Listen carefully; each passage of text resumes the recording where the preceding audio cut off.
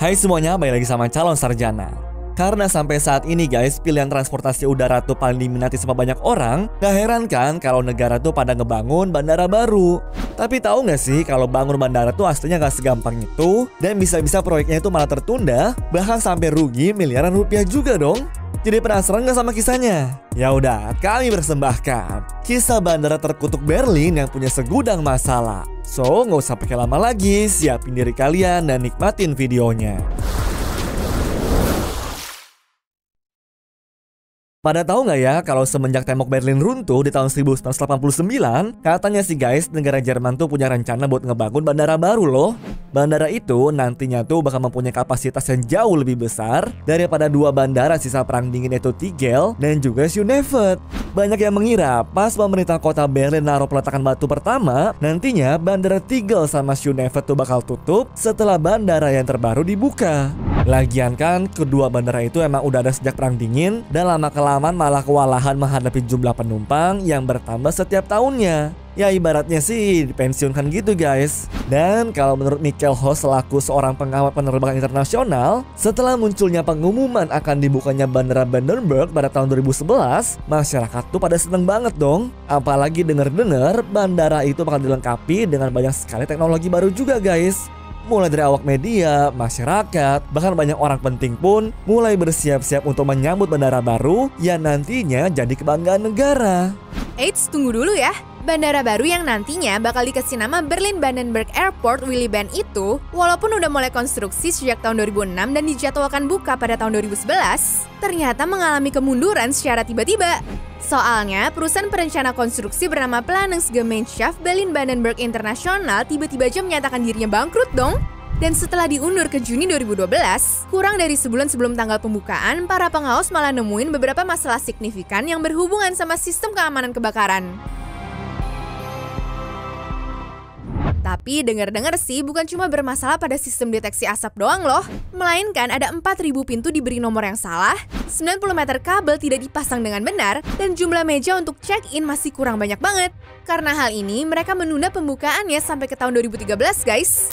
Padahal kanselir Jerman bernama Angela Merkel tadinya udah dijadwalkan bakal datang ke acara pembukaan bandara baru itu loh.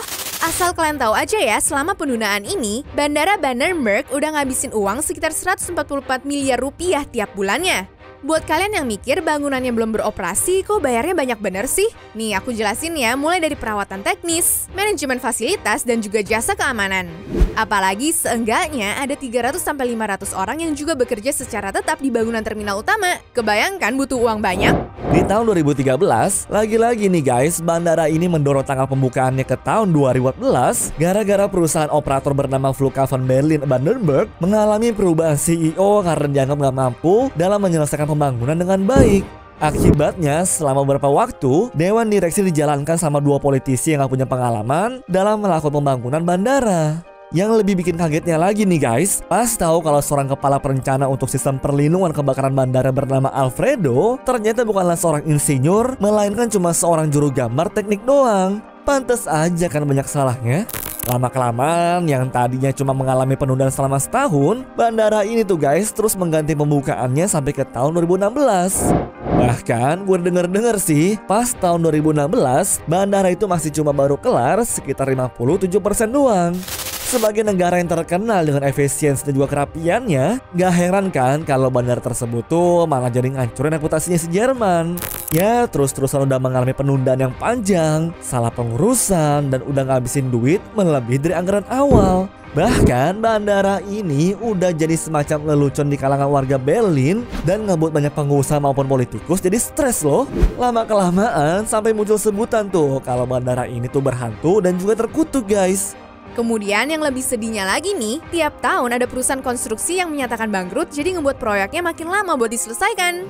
Dan karena udah bertahun-tahun bandaranya nggak dipakai, nggak heran kan kalau banyak masalah kecil yang muncul, seperti 3.000 detektor asap hilang, 750 tampilan layar harus diganti, ribuan bola lampu yang menyala terus-menerus, bahkan sampai ratusan pohon pun harus ditebang karena salah tanam jenis guys. Bahkan nama Willy Brandt yang diambil dari seorang kanselir Jerman Barat untuk pembangunan Bandara Brandenburg ini juga meminta namanya dihapus karena nggak mau dikaitkan dengan kegagalan. Ujung-ujungnya sih, bandara yang udah ngabisin uang sebanyak 116 triliun rupiah ini mendorong tanggal pembukaannya jadi ke bulan Oktober 2020 guys. Tapi dengar-dengar pembukaan itu sebenarnya tanpa terminal utama yang masih mempunyai segudang masalah loh. Jadi nantinya bakal dibangun pengganti terminal utama berupa terminal besi canggih yang bakal dijuluki sebagai BER Light. Walaupun kecil, tapi seenggaknya diprediksi bisa melayani 6 juta penumpang setiap tahunnya. Cuma proyek terbaru ini diperkirakan bakal membutuhkan dana sekitar 1,6 triliun rupiah dong. Katanya sih daripada harus menanggung malu dan rugi karena Brandenburg nggak dibuka juga, jadi ya solusi paling cepet tuh ini guys. Padahal ya, banyak orang yang udah mengatakan untuk sebaiknya meruntuhkan bangunan Bandara Brandenburg yang bermasalah dan mulainya dari baru aja. Ibaratnya tuh buat apa sih selalu ngulang-ngulang kesalahan dan bikin rugi negara padahal punya solusi cepat? Tapi namanya politik kali ya, banyak orang berkepentingan di sana yang memaksa untuk meneruskan jalannya proyek ini guys. Ya, mendingan kita doain aja lah supaya proyeknya buruan kelar dan tahun ini bisa dibuka beneran. Anyways, cukup sampai di sini ya guys video hari ini. Sampai jumpa di video selanjutnya. Dah.